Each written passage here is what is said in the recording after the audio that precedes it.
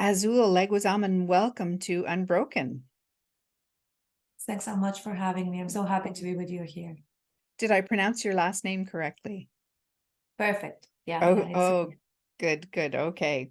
So as we get started, why don't you just tell us a little bit about your background and how you got interested in the three principles? My background is a mixed. I'm a former primary school teacher, but I'm also a former Reiki master teacher, meditation teacher, Bach flower practitioner, all of that. You can name it, and I have been there. So that's the background. And I actually found the principles when I was reading a book as a teacher. It's a book called Positive Discipline.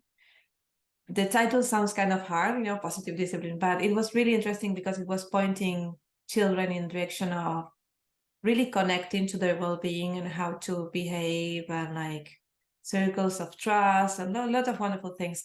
And in between what the author was sharing, she says, everything changed for me after I found out about the three principles. And she mentions George Bransky, and I was like, what's that? So I started, like looking for information in the internet, and I found so many webinars in the 3PGC YouTube channel. And then you get to like get in touch and start like joining some calls, and then you're just there. And that was for me amazing because I wasn't looking for anything. I think it was the first time I wasn't looking for something, to grow. It was really out of pure interest. I was very happy in the where I was at that moment, thinking that was enough.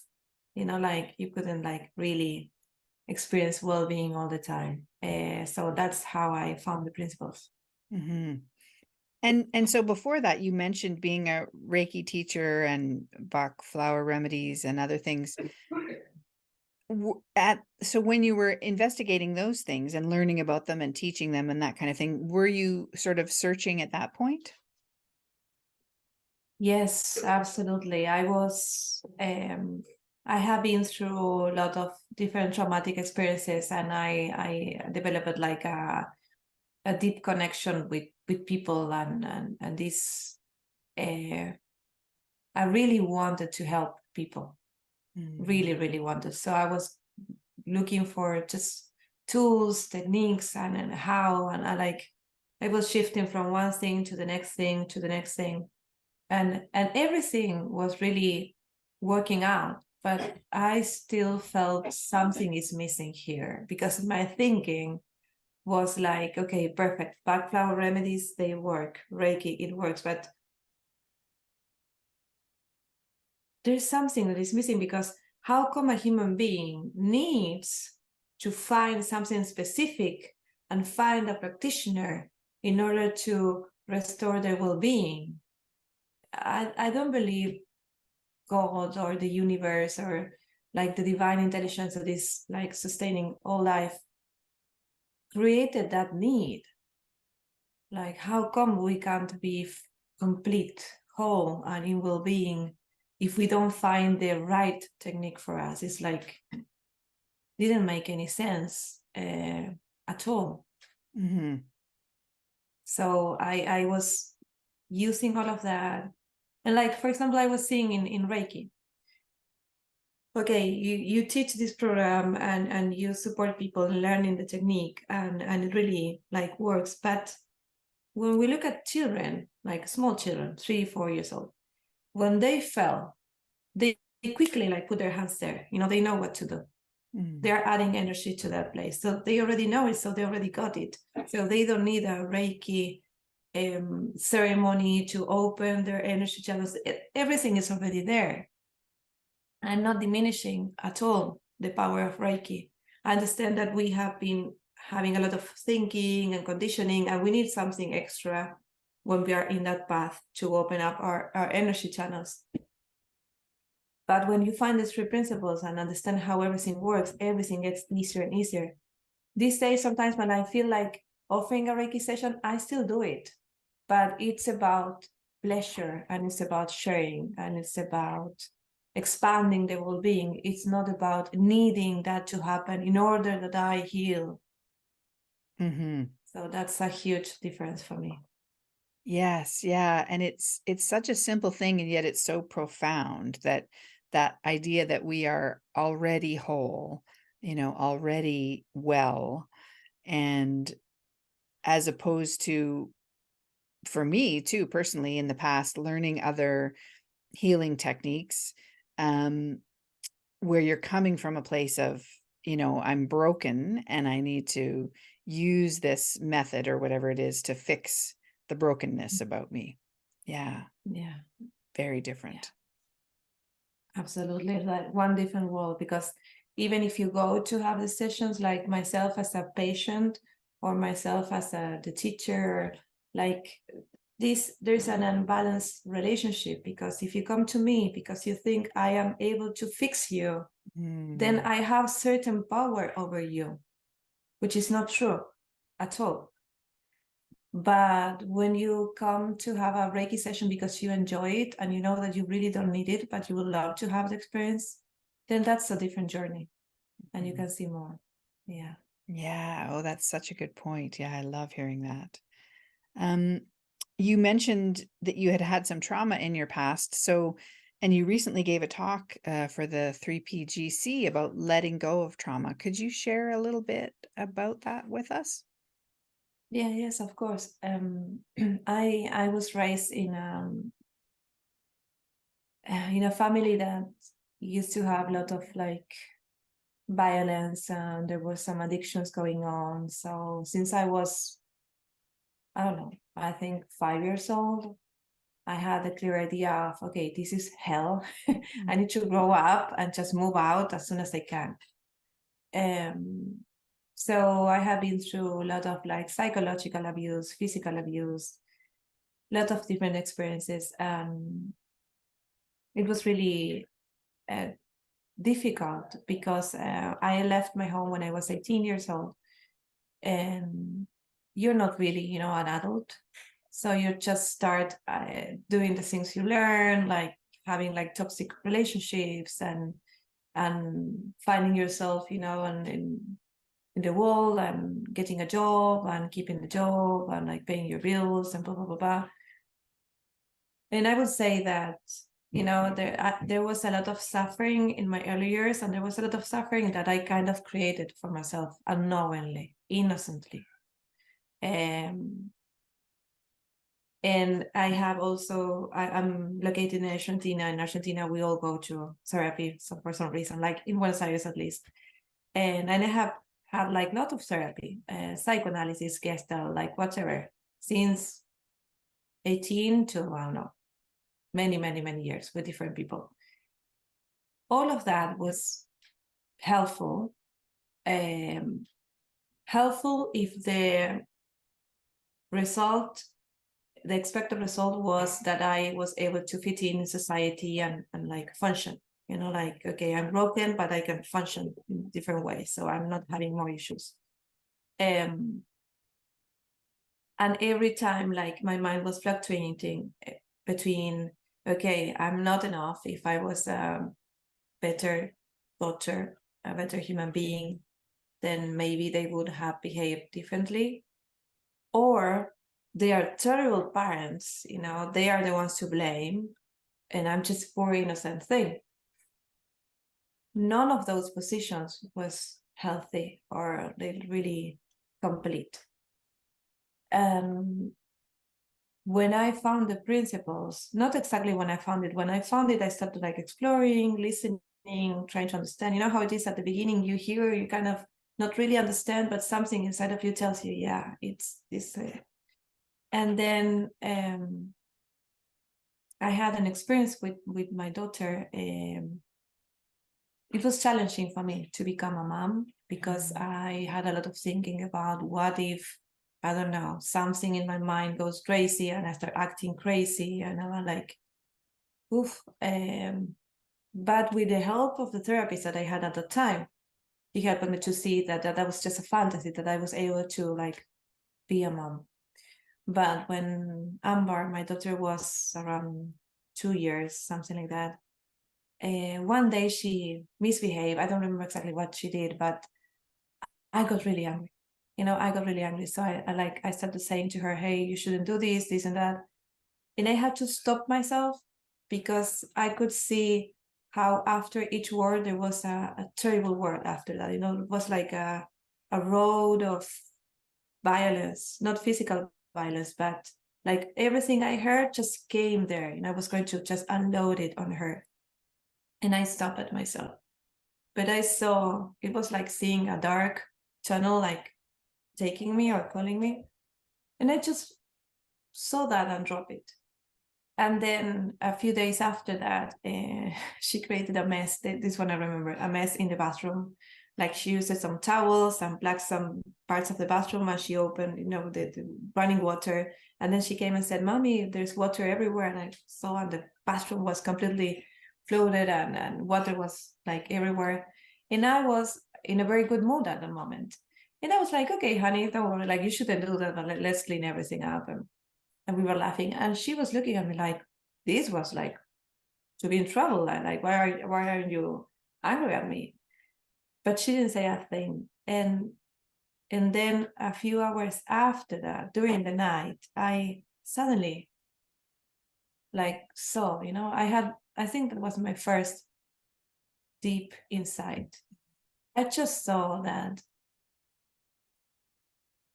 the experience I had the first time I got angry at her, it was like seeing a train of thought that was just waiting for me and where that train was going to take me. And I decided not to jump in. But I saw, oh my God, this is what's happening with my family. My mother has been very caught up in her thinking, in this certain train of thought that is really not healthy. She doesn't have a clue. She's caught up in this train of thought. She's not open to see a little bit more. She can't help it. And I know that sounds very obvious, but for me, it was the first time I saw, oh, wait. So all the experiences I had, they are not related to my value as a human being. Like any other child in my circumstances would have been through the same experiences. It wasn't never about me. And it's not about her. Mm-hmm. Her true nature is love, as we all are. But she's very caught up in her thinking. She couldn't do anything better with the thinking that she had at that moment. And that, as easy as it sounds, like that changed everything. I didn't know it at that moment. I didn't have any idea of how that will unfold. But then suddenly I saw myself, oh, I'm complete. I'm not broken. I have never been broken. I was like believing the fantasy of the damaged child, and the truth was that I was whole, I was complete, I was able to be a mom. I didn't need to be in fear of what kind of reaction can I have. And it wasn't about me. And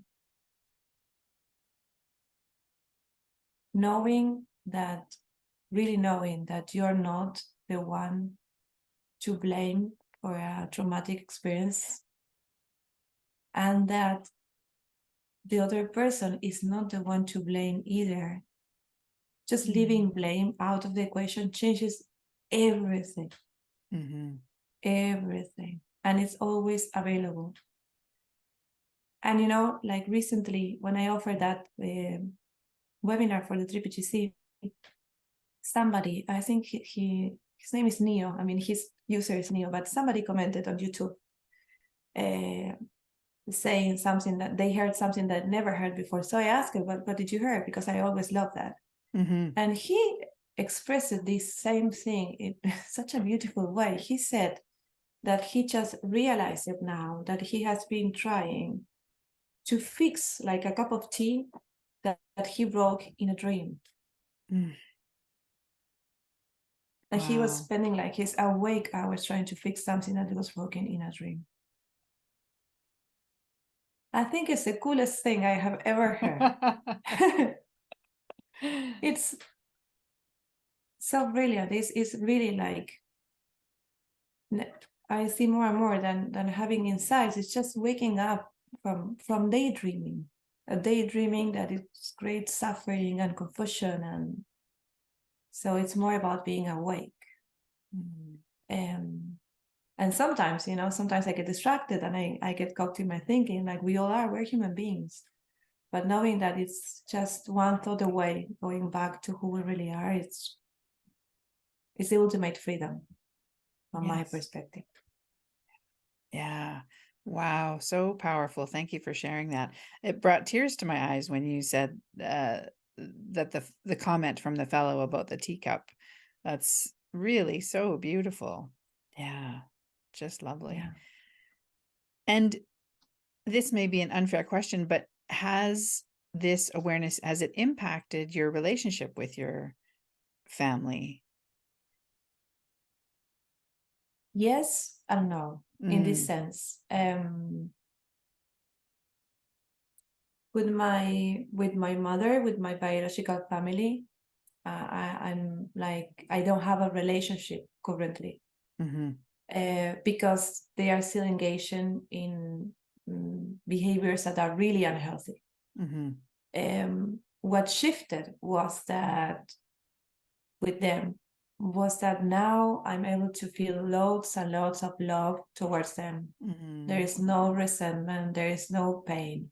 mhm, Um, so although the circumstances didn't change in this life or in planet Earth, let's say, but just to show you something, like in the past I couldn't see any picture of from my mother. Like I couldn't, because as soon as I saw a picture from her, I will like get, like sad or angry or whatever.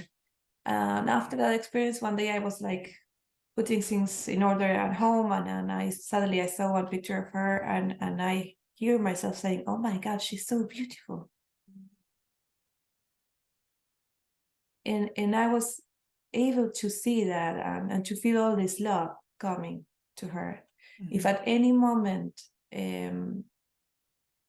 they approach me from a place of um, wanting to have a healthy connection, I'm 100% open. mhm. But I also learned that boundaries sometimes are needed. Yeah. Um, because that's a common misunderstanding in this community, Mhm, because you experience life through your thinking, right? So the story I tell myself about something that happened is the way I'm going to experience it, which is true. So I can have somebody abusing me, and I can create extra suffering about that. mhm, Or I can address the situation, establish boundaries, and stop creating more suffering for me and stopping the accusations towards them. mhm, Now, what shifted a lot is the relationship with my family, with my daughter, with my mhm, husband. mhm, Because in the past it was like I was present, but half present, because there was still like a gray cloud, like poor me, my story, this and that. And now it's like I'm fully myself with them. So we have a deeper, richer connection where there is no fear involved. mm. There is no neediness also. You can be needy towards a daughter also. Like you can be extremely attached to your daughter because that's the family that you have and you don't have it. And now I feel like we are, she's my greatest teacher in any case, but it's really having the chance of enjoying the experience and feeling like I'm full, I'm complete, and I want to share all of my world with you, like with my husband, with my daughter. It's not that I need them to complete me, Mhm, which I felt before. I felt complete because I have them in my life. mhm, And now like I can just share the love that I feel and receive the love also. That mhm. changes. Yeah. Oh, that's so nice. And what a nice sh shift sort of generationally, that you're not carrying on, passing on the trauma now to your daughter, which when we're not, when we're not aware that we're caught up in our thinking, we can so innocently do. Yeah. Yeah, and sometimes we try to not do that, doing the opposite, and then we Mm, create terrible experiences too, but in the opposite side. So this is like moment by moment. What shifted in a big way after that insight is the way I show up into the world.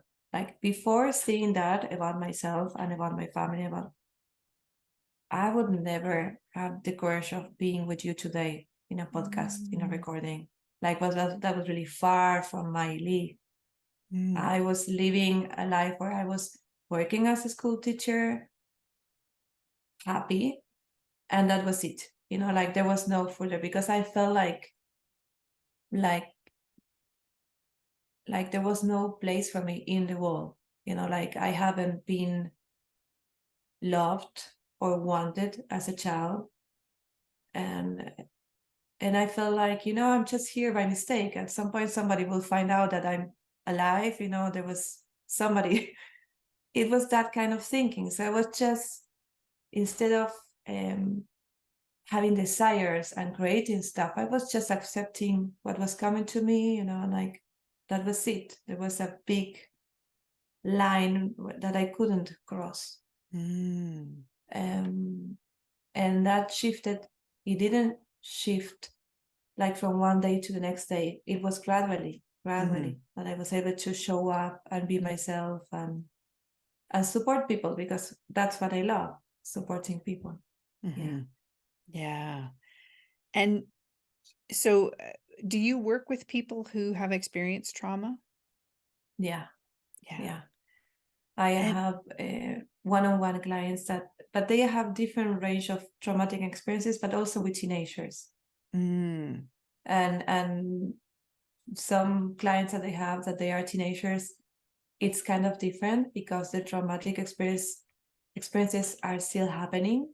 mm, It's not like a grown-up that just created a new life. It's just she's still there in the same place. Like sometimes I'm hired by grandmothers, or aunts, mm, and I kind of have to work with the whole family. So yeah, that's one reason why I'm thankful for my experiences, because I get it the way mhm, I could feel. Yeah. mhm. Yeah. And I'm curious, when someone isn't aware of the principles, like if they haven't had any kind of introduction to it, um, how do you introduce that to them when they're talking about trauma? Because it could come across like your trauma doesn't matter, because it's in your thinking. So how do you address that? I had the experience of sharing my story with certain coaches or teachers, and hearing that it's just your thinking. Mhm. Oh, and that feels terrible, because it's Mhm. like, really, there it's true that we create our experiences with our thinking, but the human experience is true too. Mhm. So I'm a strong believer in deep listening. And when I'm with a client, first I listen. Mhm. I need to understand the world through their eyes. Mhm. And while I'm listening, when I'm not distracted, when I'm not paying too much attention to every word, when I'm leaving my thinking to the side, when I'm creating a connection heart to heart, what usually happens is that, usually, all the time, is that the other person relaxes, and start reconnecting with their own wisdom, and they start having insights. And when they see something, then I point them in the direction of seeing more about that and trying to understand how we really work. It's not that I have a client and I have, okay, mind, consciousness, and thought, blah, blah, blah, blah, blah.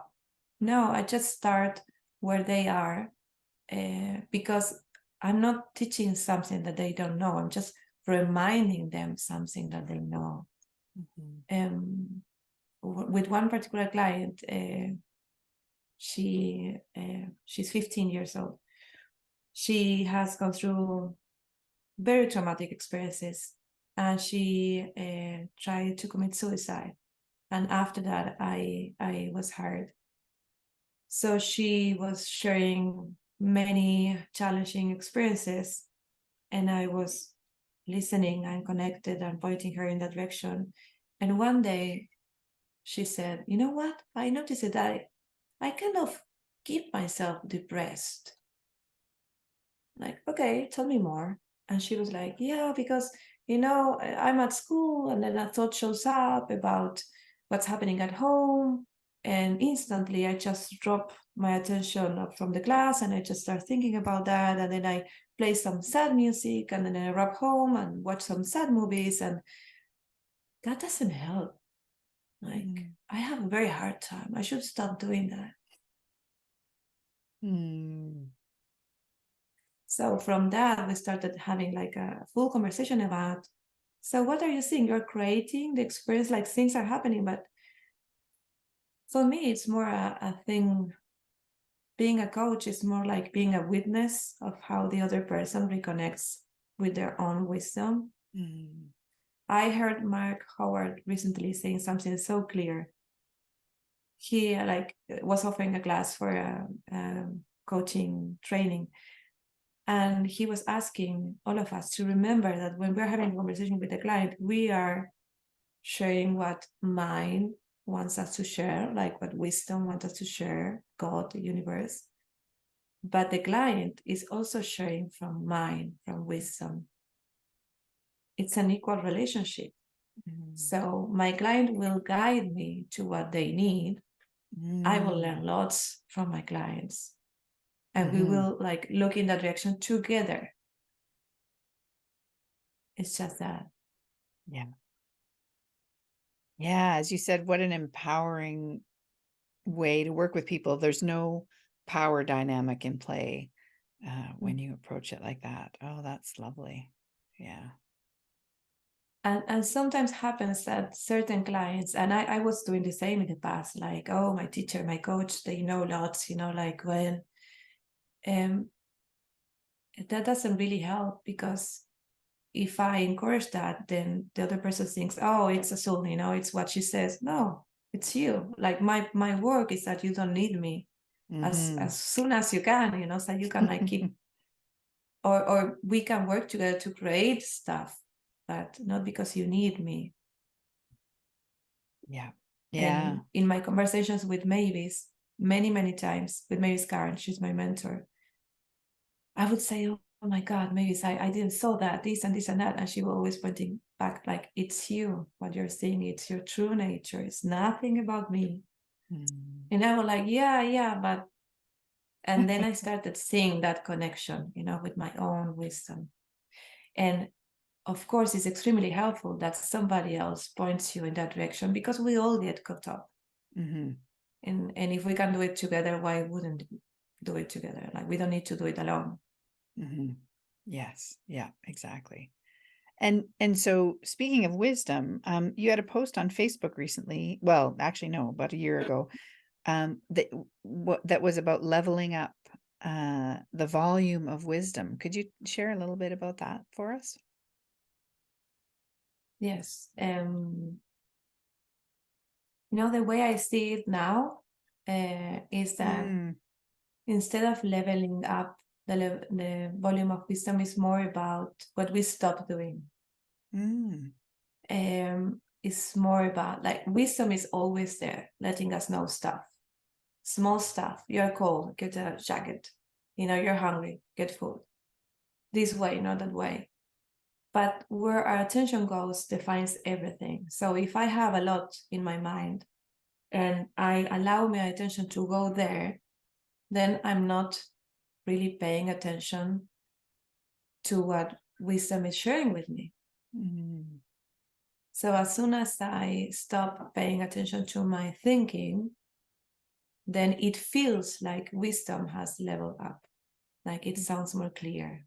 Mm. It's just that I think Michael Neal shared one day one metaphor that I really loved about what happens when you go into let's say a bar and there's a TV and you are there with some friend that really needs a conversation, and oh, it's true, like your attention can go to the TV, but very easily you just forget that the TV is there and you focus on your friend, right? Mm-hmm. So it's the same thing. Like my mind will try to distract me with a lot of stuff, Mm-hmm. and I can go there and I can stay here.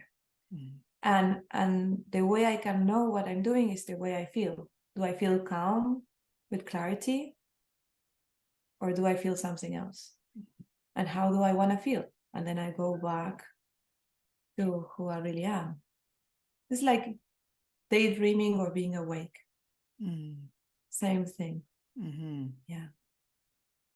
Yeah, I talk about it often, that feedback system that we have built into us automatically. And this is something I learned from Mavis, that how we feel is always telling us the state of our thinking in that moment, or what we're paying attention to. Yeah. And it's Yeah. so Yeah. natural and built in, and there's nothing we need to do to make it happen. It's just always there letting us know. Mm-hmm. Yeah, for me that was really impactful. Like Mm. knowing that I can get lost in my thinking, but I will know that because the feeling is going to be not really nice at all. So the feeling is letting me know this is what you're doing with your thinking. Follow me and I'll take you home. And just by letting me know this is what you're doing with your thinking, that's more than enough. Mm-hmm. But other times, you can be very cocked up and the feeling is strong. But if you just follow that sensation in your body, then you're back. Because it's so easy that it was challenging for me to really understand it, because it was so easy that I all the time I thought, no, it can't be so easy. Like it should be more. I don't know. Maybe I need a couple of years, to get it, or deepening my grounding, and it's just a way of living, really. Mm-hmm. Mm-hmm. Yes. Yeah. So great. Um, I guess we're kind of coming to the end of our time together. I wanted to ask you if there's anything that we haven't touched on that you'd like to share today. I can share about what I'm seeing more these days, and I'm seeing more about how important it is to include ourselves in our kindness. We Mm. are offering a program with Mavis now about that. And it's so interesting, every time a program is created, it's because we have been seeing something about that. Mm. And I have a master degree on being unkind to myself and being very kind with everybody. Mm-hmm. And I started seeing that it's not that I have to learn to be loving with myself. It's just that we have certain habits of thinking. So something happens and the habit is, oh my God, you're the problem. They won't like you, or you're going to screw it up. And I could easily go there because it's a habit. But when I noticed that and I stopped it, like doing that, engaging in that old behavior, then it was a wonderful experience of realizing, oh my God, like all this kindness to myself, it was always present. I can just allow it to be. Mm. I can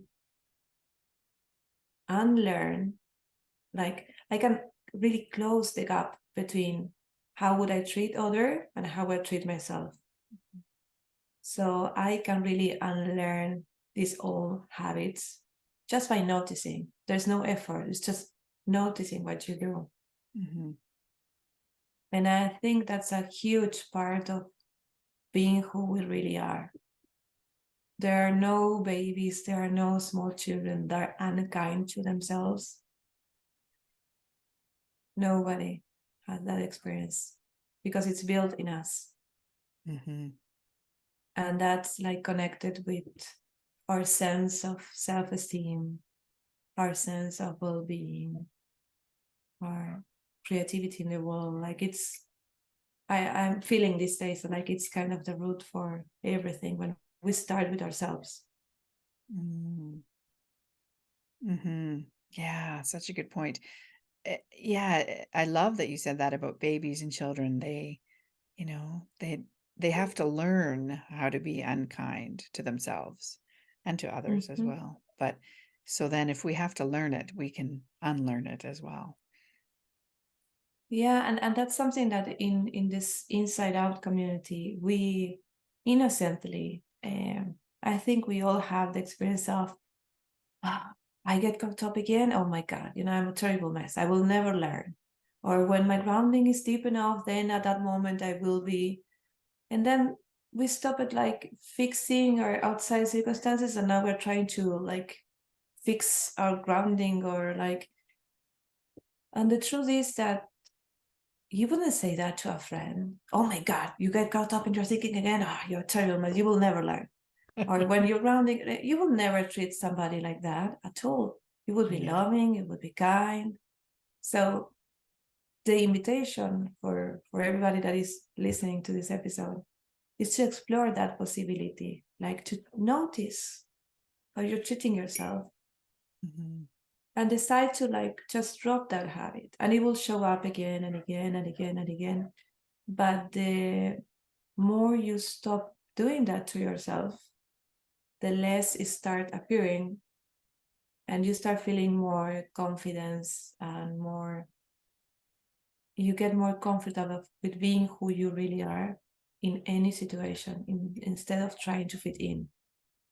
And and that releases a huge amount of energy, because we Mm. really waste a lot of energy trying to be somebody lovable, or Mhm. somebody that doesn't screw it up, or somebody that really got the principles, like Yeah. that attitude. So we can really drop it. Yes. Yeah. Lovely. Well, Azul, this has been amazing. Why don't you let our listeners know where they can find out more about you and your work? You can find me in coaching journey with azul.com, or also on Facebook as Azul Leguizamon. Okay. This has been a pleasure, Alexandra. Thanks so much for having me here. Oh, you're so welcome. So it's coaching journey with azul.com. And Mm-hmm. I'll put a link in the show notes to that so people can find you. Thank you. So, Thank you very yeah, much. thank you. Thank you so much for being here.